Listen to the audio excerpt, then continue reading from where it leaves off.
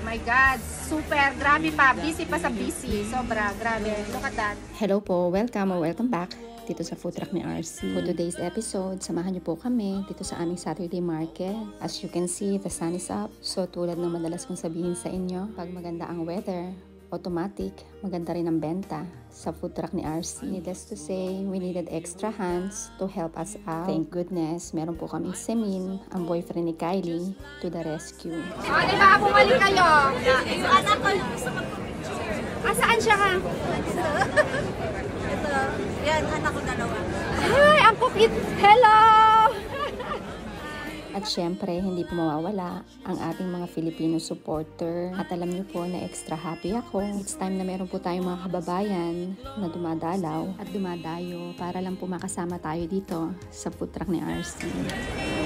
How to do it?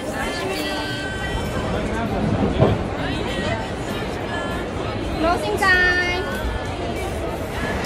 So yun guys, nakatatapos lang namin dito sa may Foco Lamarex. Ayan. Pero ang dami pong nalasing at marami pong nasiyahan sa aming pagkain at mga inumin. O, diba? Nakakatuwa. At ang pinaka masaya po sa lahat, syempre ako. Ay, nako, nakakatuwa talaga. There we have it, guys. Thank you all so much for watching. Until my next upload, always remember, love you all.